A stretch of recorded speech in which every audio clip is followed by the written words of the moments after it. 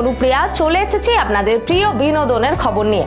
বলিউড ছবি ওয়েলকামের সবচেয়ে প্রতীক্ষিত সিকুয়েলগুলির মধ্যে একটি এই বছরের শুরুতে যোগ্য ঘোষণা করা হয়, তা হলো ওয়েলকাম 3।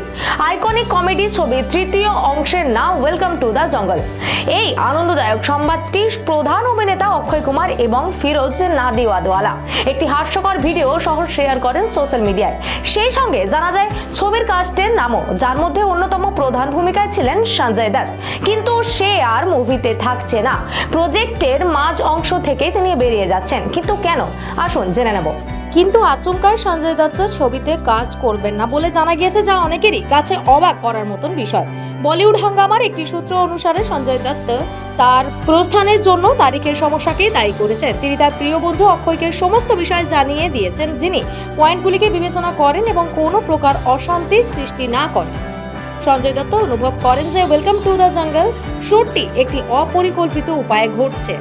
স্ক্রিপ্টে অনেক পরিবর্তন, শুটের সঠিক সময় বা তারিখ ঠিক না হওয়ায় তার সমস্যা হচ্ছিল, তাই তিনি প্রজেক্ট থেকে বেরিয়ে আসার সিদ্ধান্ত নেন। সঞ্জয় দত্ত ইতিমধ্যে 15 দিনের শুট করেন, যা চলচ্চিত্র নির্মাতাদের বিভ্রান্তিতে ফেলে দিয়েছে। তার শুটগুলো ধরে রাখতে হবে নাকি পুরোপুরি সরিয়ে ফেলতে হবে তা নিয়ে তারা নিশ্চিত ছিল না। অবশেষে তারা একটি প্লেট টুইস্ট তৈরি করে, যেখানে সঞ্জয় দত্তের চরিত্রটি কয়েকটি দৃশ্যের পরে হারিয়ে যায়। বলিউড হাঙ্গামার সূত্রটি আরও প্রকাশ করেছে, সঞ্জয় দত্ত প্রথম শিডিউলে ওয়েলকাম টু দ্য জঙ্গলের কিছু মজার অংশের জন্য শুট করেছেন এবং নির্মাতারা তাই তাকে অতিথি শিল্পী হিসেবে ছবিতে রাখবেন।